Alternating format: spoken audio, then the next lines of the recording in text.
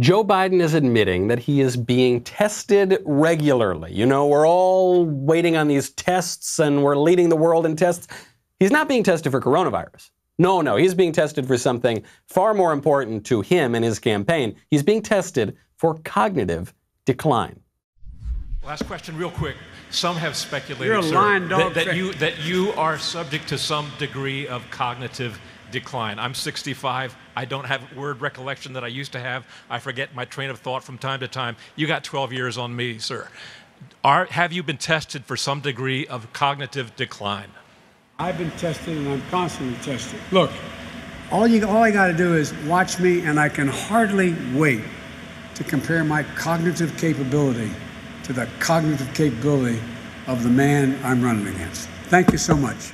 The man I'm running against, whose name I just can't happen to remember right now. I don't. What's his name? It's Ronald or something. I don't know. It's something. Anyway, I'm running against him. He's something like that. Probably would have had a stronger effect had he not opened his answer with a joke about lion dog-faced pony soldiers. The cognitive decline is clear, and the cognitive decline makes the campaign clear. This lockdown, this no debates, no rallies, this coronavirus is the Biden campaign. We'll get into it. I'm Michael Knowles. This is The Michael Knowles Show.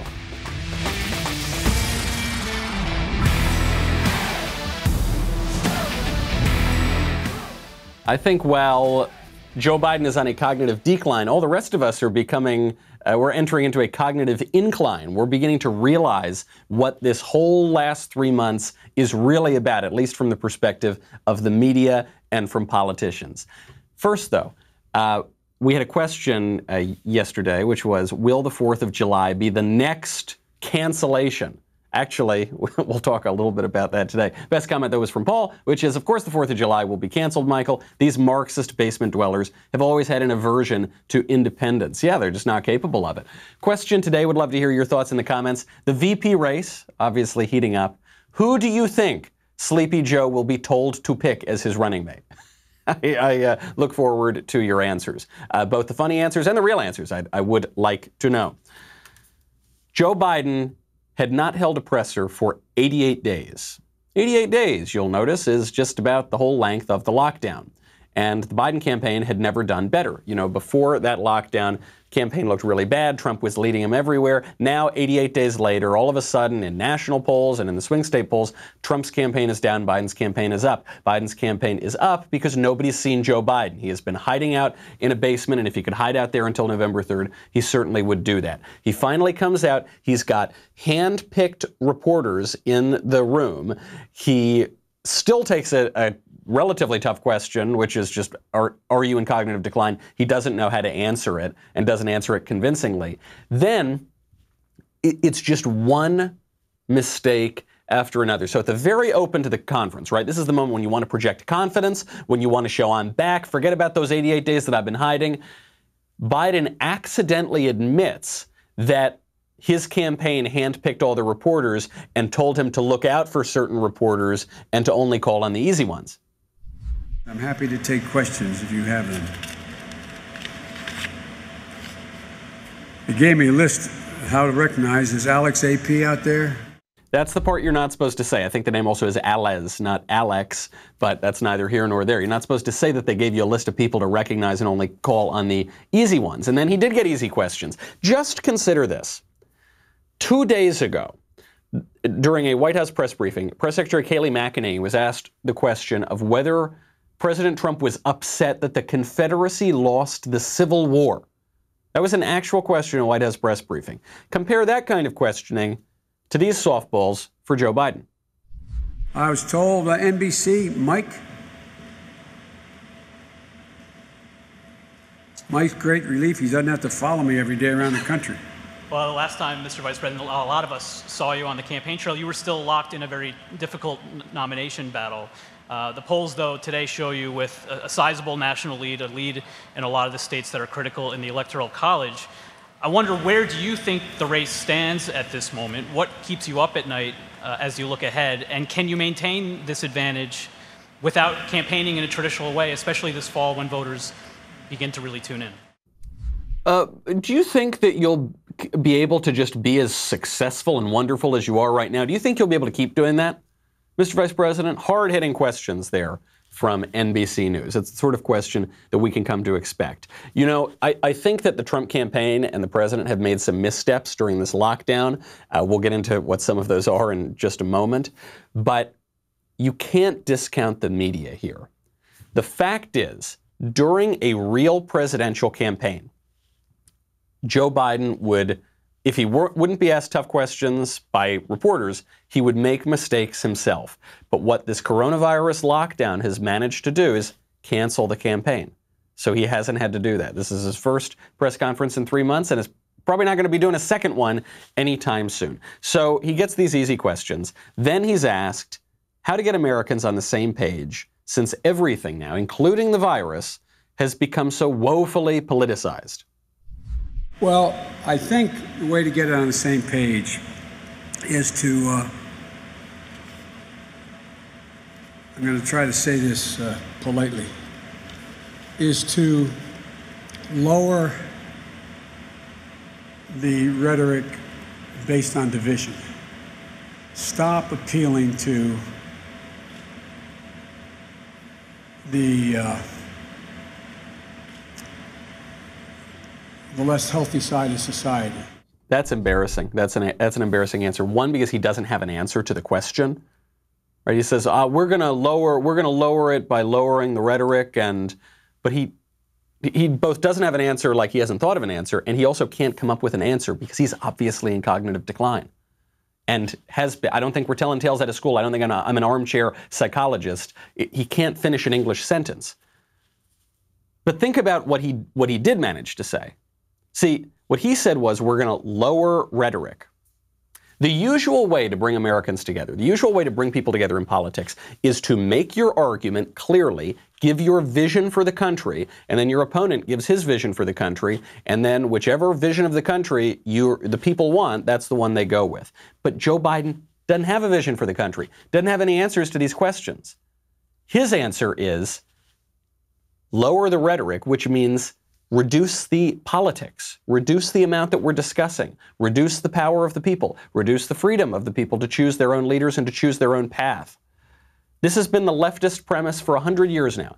Take the important questions out of politics, give them to experts, usually wearing lab coats, and one of those we have coming up, and then we don't need to worry about all this political rancor. That is what the liberal establishment, and is there any greater representative of the liberal establishment than Joe Biden? That's what they're selling you, is a politics without politics. And then Donald Trump comes along and ruins their plans because he actually brings up some questions about immigration, about trade, about how we govern ourselves, about what institutions of the government actually make the rules. He shakes up the system and says, hold on, you've had a lot of your power taken away, people. And Joe Biden comes in and says, the way I'm going to bring people together, I'm going to lower the amount of politics that we have all together. No campaigns, probably no debates, no nothing, just a rigged system to get him into office. And it was at this moment that I realized what this whole lockdown is really about, which we'll get to in 1 second. But first, I want to thank our friends over at Blink Sale, the revolutionary invoicing software that is changing the landscape for small businesses and independent contractors everywhere.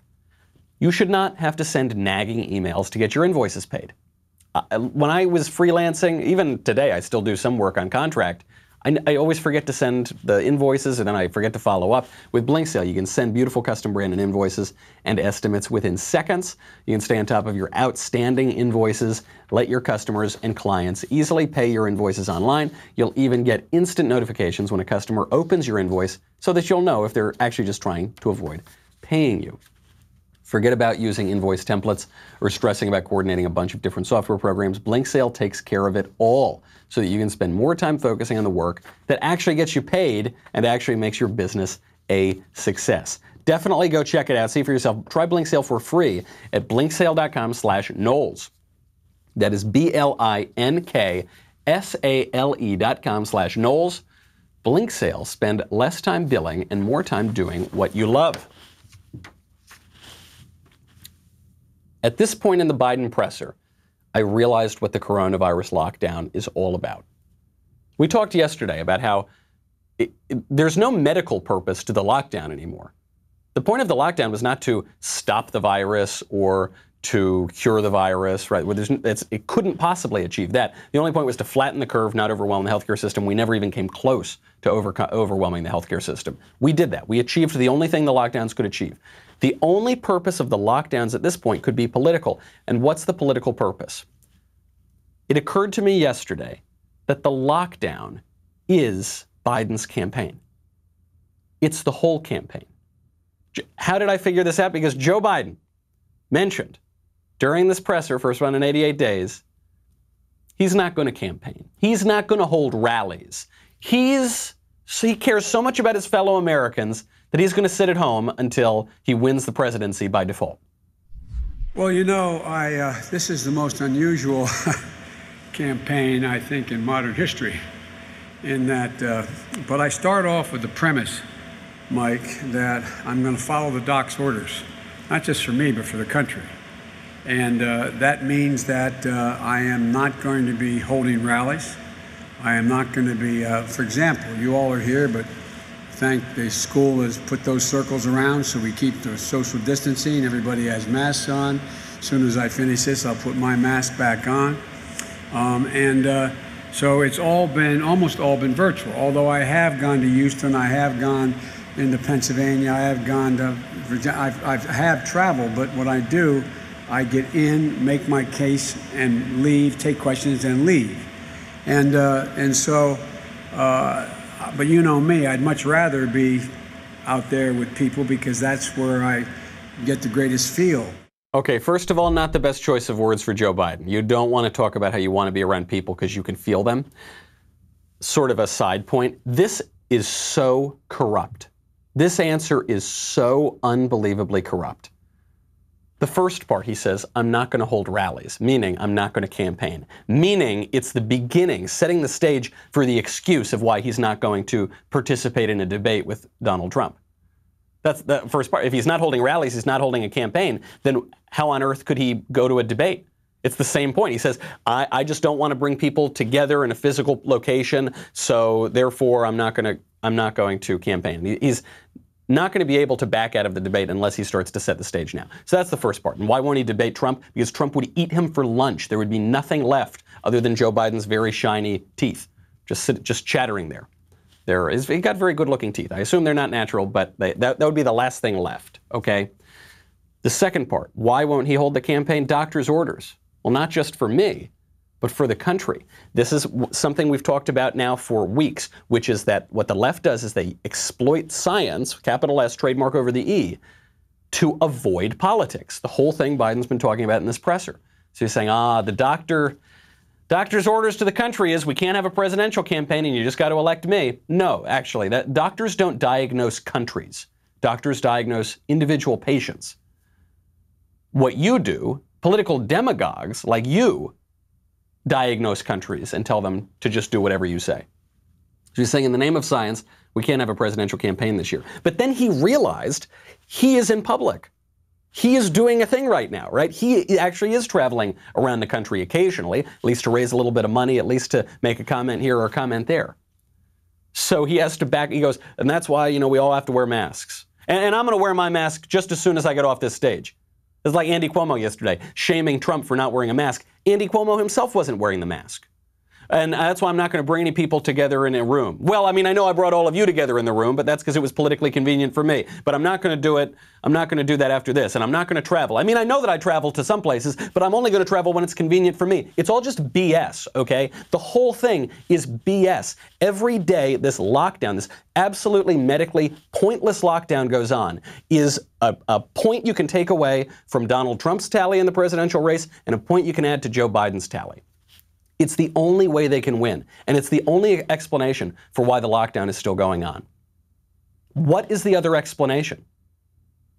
They're talking about how the cases are exploding. Sure, but the deaths are not, the number of deaths are not, and the death rate is not. And if the whole point of the virus is we don't have a cure for it, we don't have a vaccine, then there's nothing the lockdowns can do. All you can do is flatten the curve. We already did that. I'm so frustrated with Republican governors and even some people on campaigns who think that this is still about medical science, who think that this is a fair playing field. It's not. It's a setup, folks. Got to stop it. I hope that people from Republican campaigns, including the biggest one, are listening right now. You have to run against the lockdowns. You've got to run hard against the lockdowns. The lockdown is the entirety of Joe Biden's and the Democrats' campaigns. If the Democrats had a capable candidate who was articulate, who they thought could beat Donald Trump in a debate, you can bet your last dollar they would be holding rallies every single week. You can bet it, but they're not, okay? And so they've got to walk back. They've got to lean back on an absolutely corrupted and perverted exploitation of science. Enough on that. Let's move on to the scientist that we've all come to exalt, Dr. Fauci, peace be upon him. Rand Paul figured this out. Senator Rand Paul, who has been kind of snuffing this out from the very beginning, he was speaking with the exalted Dr. Fauci, and he honed in on a point that I think is one way that we're going to be able to back moderates and some liberals off from their religious devotion to the lockdowns. That point is sending kids back to school. All of this body of evidence about schools around the world shows there's no surge. All of the evidence shows that it's rare. I mean, we've so politicized this and made it politically correct that the WHO releases that it's rare, and you have a scientist up there honestly giving her opinion. What happens to her? She's blackballed, and her report that she refers to is taken off the website. When you go to that scientist's speech and you try to click on the link, the WHO has now screened it from us because it said something that's not politically correct. Guess what? It's rare for kids to transmit this. But I hear nothing of that coming from you. All I hear, Dr. Fauci, is we can't do this, we can't do that, we can't play baseball. Well, even that's not based on the science. I mean, flu season peaks in February. We don't know that COVID's going to be like the flu season. It might, but we don't know that. But we wouldn't ban school in October. You might close some schools when they get the flu. We need to not be so presumptuous that we know everything. We need to not be so presumptuous that we know anything. That could sum up the whole era that we're living in. But as long as we are living in this era where the most important thing to have is some credential to say that you're part of the scientific establishment, don't forget, Rand Paul is a scientist, right? He's a medical doctor. And so it carries extra weight when he lobbies these criticisms. I think he's honed in on an important message here that Republicans would do well to listen to, which is the schooling issue. What's going to happen in the fall? A lot of colleges are not going to reopen. As a matter of fact, you know, I usually give, 8 or 9 speeches on campuses a semester. Those have, virtually all of them have been canceled so far because we don't even know if the schools are going to reopen. But colleges are the least of it. I mean, sure, I've got friends who now are going to graduate school or who now will have to do Zoom classes for college. Fine. What about people in high school? Or middle school, or elementary school? What about those students whose parents need to figure out what's going to happen to them every single day? There are some proposals going around in New York and other places. I mean, you're talking about huge school districts that say they're going to reopen the schools only a little bit, which obviously would serve no purpose. If you go to school even one day a week or one day a month even, you're going to be exposed to the virus and it's not going to achieve anything. But some of the proposals are they're going to go in person to school 2 days a week, and then they're going to be home from school 3 days a week and do it on Zoom. So medically achieves nothing. But economically, how is that supposed to work? Just to use the example of New York City, if you are a parent in New York City, it is a statistical certainty that you work. You have to work because it's a very expensive place to live and a very, very expensive place to raise kids. So the parents there are working. What are they supposed to do? They're going to call in their boss and say, hey, I'm going to need off 3 days a week. I can't tell you what the 3 days are, by the way, yet, and I'm not sure when it's going to be set, but I'm going to need that, so I'm going to start working 2 days a week now. Is that cool with you? Imagine if you called your boss and said that. Probably would not go over very well.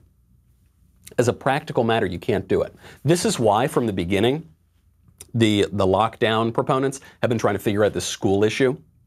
Because they actually said in Los Angeles, they said, or I think throughout all of California, we're not going to reopen churches until phase 3, but we're going to try to reopen schools in phase 2, or it's phase 4 versus phase 3, or whatever.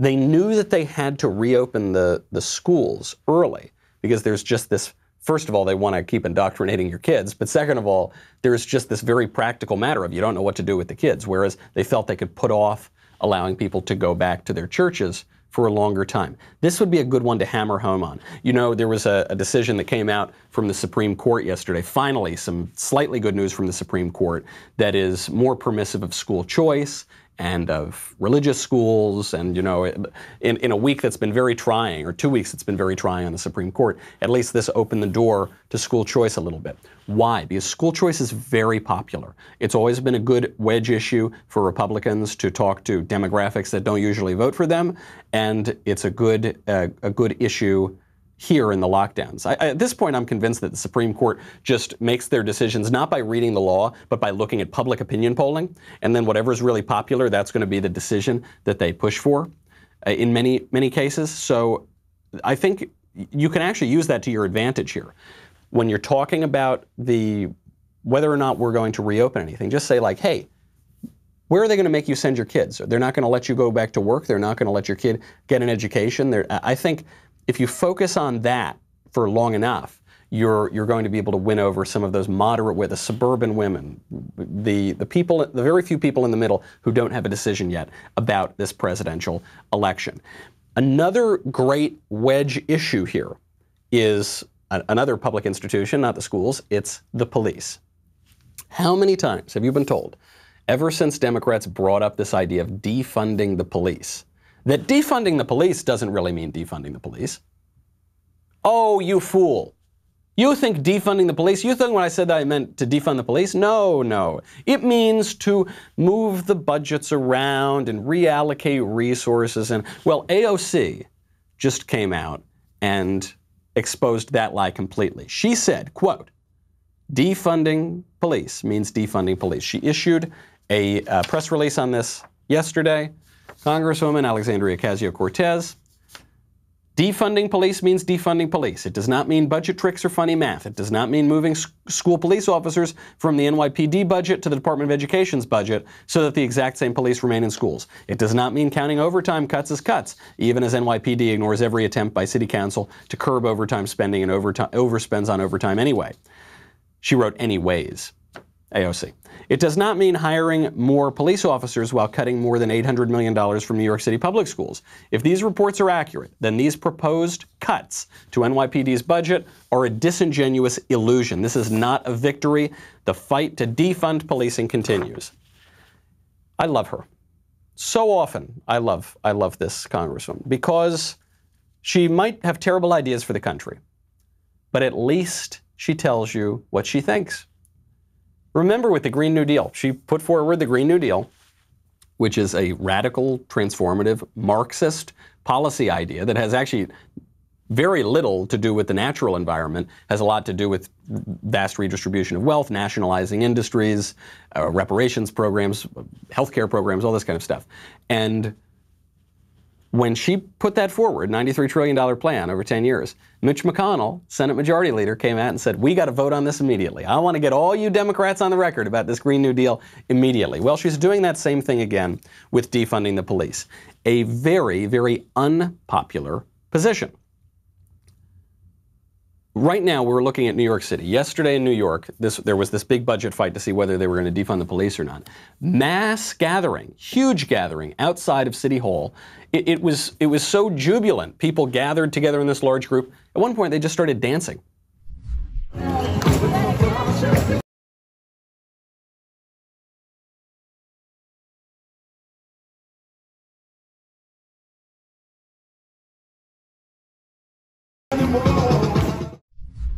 That mass gathering, by the way, totally fine. Coronavirus not going to spread at all. If you want to have a presidential debate or a campaign rally or go to the beach on the 4th of July, that is going to spread coronavirus. But if you want to dance around outside of City Hall and try to destroy the New York City Police Department, best police department in the country, that is totally fine. Just another little example of how super duper serious coronavirus is from a medical perspective. So, scientific perspective, pandemic, can't hold a presidential election. So they're dancing around outside and they get their budget cut. $1 billion cut, $1 billion with a B, cut from the NYPD's $6 billion operating budget. That's a huge percentage, particularly as crime and shootings are way up. They are on the rise. And it's not just New York cutting. LAPD also cut a lot of money from the budget, not quite like NYPD, but the LA City Council passed a motion to one, cut $150 million from the police budget, and also to replace the Los Angeles Police Department officers with unarmed, quote, crisis response personnel to be assigned to nonviolent calls for service, such as neighbor disputes. The Orwellian politically correct jargon here is really something to behold. They're going to have crisis response personnel for nonviolent calls for service. Now, the thing about nonviolent calls for service is sometimes they turn violent. Sometimes violent calls for service, also known as when you call the cops, start out not very violent. This motion was introduced by LA Councilman Herb Wesson and 5 other colleagues on the 15-member LA City Council. And Wesson said he would be working on the project with members of Black Lives Matter Los Angeles. Black Lives Matter, a Marxist organization that seeks to destroy the Western prescribed nuclear family, their words, not mine, and wants to defund police entirely. So what they're doing, though, is they're going to take away resources from the cops. Crime is going to go up, shootings are going to go up, killings are going to go up, and they're going to put it in fake cops, some new kind of cops that they're calling crisis response personnel. Well, how is that going to work out? We have an example from the CHOP. Remember the CHOP? I thought the CHOP was over, CHOP Chaz, the occupied zone in Seattle. Apparently it's still going on. People are still being killed there by the anarchists. When you replace the police, first of all, when you defund the police, you don't just defund the police. It gets replaced with something. That's what we're seeing in LA. In the CHOP, what it gets replaced with is roving gangs. And unbelievably, the CHOP, which was established putatively because of police brutality, and they wanted to stop police brutality, well, they set up their own police force, and that police force is now shooting black teenagers and killing them. It's so ironic. You can't say it's funny, but it's so darkly ironic. You almost can't even react to it. A 16-year-old fatally shot in the CHOP on Monday morning. A 14-year-old, a child, is in critical condition at the Harborview Medical Center. And a volunteer medic, they don't have doctors in the CHOP because it's an independent country, they've got volunteer medics, said that it was the CHOP security forces who shot the black teenager. The irony is almost too much. This person also described CHOP as an active war zone. Well, the CHOP is a little crystal ball, my friends. If the CHOP policies begin to be passed in actual cities around the country, in Los Angeles and New York, then we're going to see our cities turn into active war zones for the near future. It's already happening. Crime is already on the rise. This is another, from a political perspective, good thing for conservatives to talk about, because what it looks like our cities are headed into is the 1970s. Urban decay, death, mayhem, destruction, poverty. This led to some Republicans, most notably Rudy Giuliani in New York, getting elected in the 90s and cleaning it up. Because it doesn't matter what you say your political affiliation is and your ideology, when you've got people dropping like flies around you, when you're afraid to leave your apartment at night, you're going to want a little bit of law and order, a good point to focus on. One, because it could save lives before it gets too bad. And two, from a political perspective, it's one way to exploit what the left is using as their exploitation. You want to hit your opponent in politics at the weak point, right? And so right now, Donald Trump's entire campaign is rallies, right? He holds these stand-up specials when he goes to give these rallies. The rest of the campaign is not quite as strong as Trump himself. And so what do the Democrats do? They take Trump's best campaign platform, segment, opportunity. They take it off the table. So now he's just got the rest of his otherwise not that great campaign. Now, what can we do? We can use what they are doing. We can use that against them on at least those two issues, on schools and on cops. There was a study just came out. Siena College Research Institute found 57% of New Yorkers oppose reducing funding at all for the police, and 60% said that they opposed defunding the police. That was in a separate question. That's even in New York. So a good one to hit them on. We will get to what happens as this continues. We will also get to the rancor. I mean, we looked at the crystal ball of the Chaz. We'll look at the crystal ball of the college campuses in just one second. First, though, I've got to thank you because you have allowed my YouTube channel to blow past the 100,000 subscriber mark. We're now past 115,000 subscribers. So thank you. You can check out all the bonus content on that channel. And I also have to make one last request of you. We're one spot behind Pod Save America on the Apple podcast charts, and I really don't like those guys, the liberal pod bros, the Obama alumni, and so I would really like to blow past them. That would just be terrific. So if you wouldn't mind, please go over and subscribe on Apple Podcasts to the Michael Knowles Show podcast and leave it a 5-star review, and would greatly appreciate that. If you're not already a Daily Wire member, consider getting a reader's pass at dailywire.com. Great value for only $3 a month. And when you sign up, you get that first month for only 99 cents. You also get access to exclusive editorials and lots of fun content. This one from Matt Walsh. Activist wants Imagine to be our new anthem. It's the worst song ever written. You know, Matt is always so subtle. He's always so, you never know quite where Matt Walsh stands. So anyway, you get great content like that, great election insight. Head on over to dailywire.com, sign up for just $1. We'll be right back with a lot more.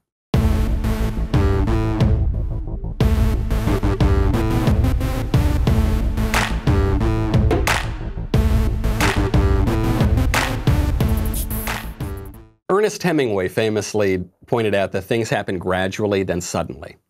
I think politics is heating up. It is accelerating at a pace that we are not used to in this country. And so a lot of people don't realize that the ground has completely shifted. And we need to recognize that. Frankly, even Joe Biden doesn't fully comprehend, well, he doesn't fully comprehend very much, but he doesn't fully comprehend how much the ground has shifted in politics. So, for instance, he was asked a question about the statues. Should we pull down Jefferson and Lee and all that? And he gave this answer that is going to please absolutely no one. He tried to walk this line between what he views as the establishment of his party and the radicals of his party, because he thinks that those two groups are not that far apart. Actually, they are so separated. And in this country right now, the two sides are so separated, you can't walk that line, and if you stand in the middle of the road, you're going to get hit by a truck. Listen to how Joe Biden tries to please everybody. I think those statues belong in museums. They don't belong in public places. And I think with regard to those statues that are in monuments, like the Jefferson Memorial or whatever, I think there's an obligation that the government protect those monuments because they're different than, that's a remembrance. It is not a dealing with, revering somebody who had that view. They have much broader views. They may have things in their past that are now and then distasteful, but that's a judgment for the country. So, for example, taking down, toppling Christopher Columbus statue or George Washington statue or et cetera, I think that is something that is the government has an opportunity and a responsibility to protect from happening. So the government has a responsibility to protect Jefferson, who was a far more notorious slaver than a guy like, say, Robert E. Lee. But not Robert E. Lee. Why? Actually, take it to an even further conclusion, which is the BLM movement, the hard left in America, they think the country is rotten to the core. They think that the founding was hopelessly rotten. That's the thesis of the 1619 Project. So isn't it the case that the founders of this country are the most culpable? Forget about Robert E. Lee. He was just a general who, he was a Union general, and then when Virginia pulled away, he went down and fought for Virginia. And then he gave up the battle and was an honorable guy after the war. And forget about him. He's a side note. Really, if you really believe the 1619 Project and BLM's Marxist premises and the radical left, you should most want to topple Jefferson and Washington. Columbus discovered the whole hemisphere. So certainly Columbus has to come down. Joe Biden's answer, like so many of Joe Biden's answers, doesn't make any sense. He's trying to walk that line. And I think some Republicans are trying to walk this line too. They're trying to walk a line They're trying to play politics 10 years ago, when things were a little bit more reasonable, when there was at least the facade of an objective press, when the Democratic Party in this country and Democratic leaders at least pretended to like America. They weren't openly protesting the American flag. They weren't calling the 4th of July a white supremacist holiday. They did that. They actually did that, which we'll get to in just one second. That's gone, okay? That's over. We are now at the point where half of this country's political leaders protest the American flag. They don't like the country, where we have roving gangs of anarchists setting the country on fire, torching things, and elected Democrats egging them on, encouraging them, saying that's a good, just, wonderful cause, where we have self-admitted, trained Marxists talking openly about how they want to destroy the nuclear family, and elected Democrats, frankly, the entire elected establishment, embracing it, saying, yes, we support this group. You can't thread that needle, guys. You have to pick a side. And this is true on the statue toppling. Joe Biden's going to have to pick a side on that. I mean, luckily, Joe Biden has for him, luckily, he's got all of the institutional support behind him. So he gets away with a lot more. But Republicans, they don't have that advantage. So on something like the lockdowns, you can't run on it a little. Okay, maybe we want to open in 15 days. Well, actually, it's going to be 30 days. And I'd like to open by Easter, but I don't know if we can. And we're going to re-lock down again. And in Texas, we're going to lock down again. No, pick a side, guys. What is it? Is it going to be you're going to totally lock down and just give up on this presidential election and, I don't know, try again in 10 years or something? Or are you going to actually stand up, recognize what is happening to you politically, and fight back? I just wish people saw what was going on. And I know on political campaigns they get stuck in bubbles so they don't see it. But for the rest of us out here who are not just in a campaign office and in a campaign bubble, the country is burning to the ground. We are in a unique moment, uncharted territory, at least in recent memory. And the person who wins is going to be the one who is most aware of what is going on right now. I mean, we have in Detroit, there was a video that came out yesterday of mobs swarming a cop car, beating the cop car, smashing its windows. And so the cop starts driving, sort of slowly, and then obviously when he starts driving and won't let the mob totally overtake the car, then they start going completely crazy. He's just trying to jerk out of there. He's actually not running over anybody. He's just trying to get out of there. Finally, he makes it out. And this is being reported. This is seriously being reported as mostly peaceful protesters surrounding the car, and the cop drove into them. Of course, the cop is completely justified in driving through this crowd. You can't expect a cop to just stand there and say, okay, come kill me, guys. Come kill me, raging mob. And yet so many people in this country with a completely straight face say, yeah, it's just a group of peaceful protesters. You've got a gal at Harvard senior, who just made you're talking about Harvard University, theoretically one of the elite universities in the country. This Harvard senior makes a video in which she says that if you use the phrase all lives matter instead of Black lives matter, then she is going to stab you. Next person who has the sheer nerve, the sheer entitled caucasity to say all lives matter, I'm gonna stab you. I'm gonna stab you. And while you're struggling and bleeding out, I'm gonna show you my paper cut and say, my cut matters too. Did you hear that word? She said caucasity. The word she was referring to whiteness, I assume, caucasity, like Caucasian. She's using the word whiteness, the term whiteness, as an insult. Now imagine if you did that with any other race. You would be kicked out of polite society, you'd be investigated for a hate crime. Do you think that this girl is going to face any disciplinary action at Harvard? No, I don't. I think she'll probably get an award at graduation. Meanwhile, there's a student at Kansas State University who's being threatened with expulsion because he tweeted a disrespectful joke about George Floyd. It's a kind of it's a often used joke. I mean, this is an old joke that goes back very far. The joke is that George Floyd has now been drug-free since he died, but it's a joke that came up when Whitney Houston died. It comes up whenever a celebrity who is a famous drug user dies. People say this. It's very disrespectful. I don't think it's a little too soon. I don't think we should be telling jokes about people who have been killed like that shortly after. But this kid is now being threatened with expulsion for telling a not very nice old joke. This girl is going to face no consequences for threatening to stab people for being white and for saying the phrase "all lives matter." And now you could say she's telling a joke too. Okay, well, the other guy was telling a joke. Her joke is more offensive. Right? Her joke is far more aggressive and threatening. But that is the kind of aggressive double standard culture that we are living in right now. A Washington Post editor just called for revenge against white women. A Washington Post editor just came out and said, "The lies and tears of white women hath wrought the 1921 Tulsa massacre, the murder of Emmett Till, exclusion of black women from feminist movements, 53% of white women voting for Trump." I mean, she's really throwing everything at the wall here. "White women are lucky that we're just calling them Karens," which is a racial term. It's a sort of like funny one, but it is a racial term. And not calling for revenge. This is not patience and strength. It's the result of knowing the price of resistance, and that much blood would be spilt. We must get away from the idea that enduring abuse is admirable. I'm just saying, be happy we're calling for equality and not actual revenge.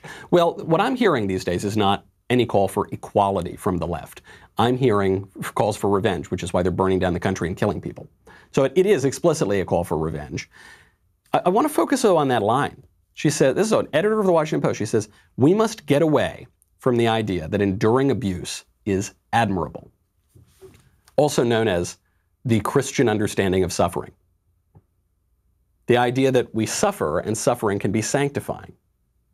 This is how our civilization traditionally has understood suffering. I mean, even other ancient understandings of suffering is that we all suffer. There is no utopian political solution to the world. There will be pain, and we must endure that pain, and that pain deepens our character and shapes us, and we can either react to that in a good, ennobling way, or we can react to that in a debasing way. This is obviously the case. But for leftist utopians, they think that any suffering is an affront to what they deserve. They don't deserve any pain in the world. Are you kidding? I mean, look, these are people who celebrate pride for an entire month, the American left.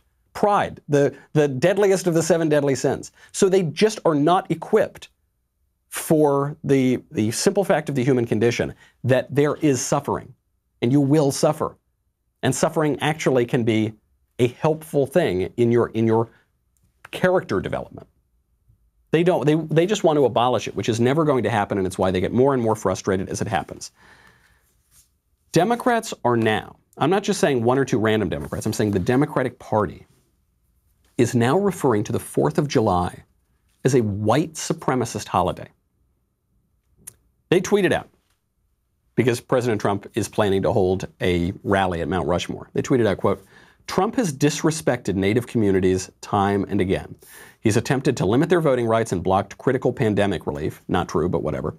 "Now he's holding a rally glorifying white supremacy at Mount Rushmore, a region once sacred to tribal communities." What does that mean? I'm sure the place that the Democratic National Committee office is on was once sacred to Native American communities, in the sense that there were Native Americans before Europeans settled the continent. But forget that double standard too. They're referring to a 4th of July rally as a white supremacist rally. Now, some people are saying, no, the Democrats are just referring to Mount Rushmore as a white supremacist site, which again that still doesn't make any sense. Do you think Abraham Lincoln is a white supremacist, the man who freed the slaves? I don't think so. George Washington, Thomas Jefferson, you call them white supremacists? I don't think so. Really what they mean is they're white guys, and all white people, white is bad now, and all white people are white supremacists. That's really what the left is saying. That's really what that Harvard girl is saying. But that's not even the Democrats' point here. Because the Democrats are saying Trump is holding a rally glorifying white supremacy at Mount Rushmore. Mount Rushmore is just the site of the rally glorifying white supremacy. Well, what's the rally glorifying white supremacy? It's Trump's 4th of July rally. So the thing that they are accusing, if you just parse the sentence, the thing that they are accusing of being white supremacist is the 4th of July, which is not surprising to anyone who's been paying attention. Anyone who has realized what's going on. The left has captured all of the institutions of this country, including and especially the Democratic Party. They hate this country. They hate it with a burning passion, a passion that burns so hot that it's now burning down cities. And they want to tear it down.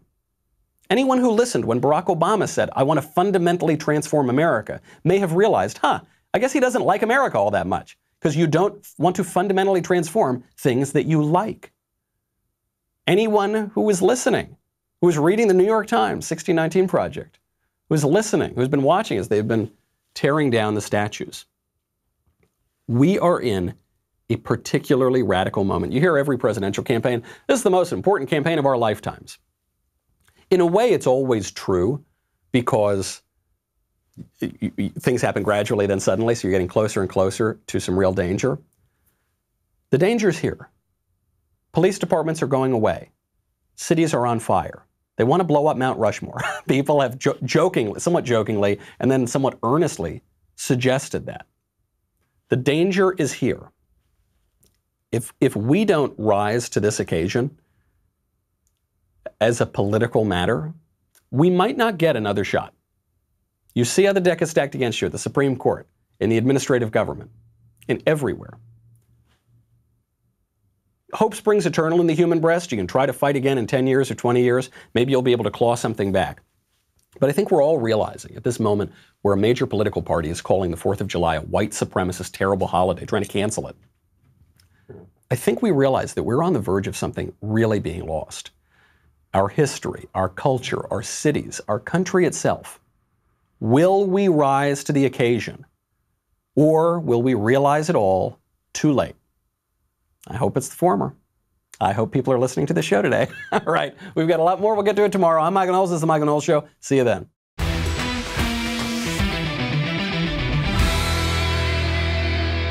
The Michael Knowles Show is produced by Ben Davies. Executive producer, Jeremy Boring. Supervising producers, Mathis Glover and Robert Sterling. Technical producer, Austin Stevens. Assistant director, Pavel Wadowski. Editor and associate producer, Danny D'Amico. Audio mixer, Robin Fenderson. Hair and makeup, Nika Geneva. Production assistant, Ryan Love. The Michael Knowles Show is a Daily Wire production. Copyright Daily Wire 2020. Hey everybody, it's Andrew Klavan, host of The Andrew Klavan Show. You know, some people are depressed because the American Republic is collapsing, the end of days is approaching, and the moon has turned to blood. But on The Andrew Klavan Show, that's where the fun just gets started. So come on over to The Andrew Klavan Show and laugh your way through the apocalypse with me, Andrew Klavan.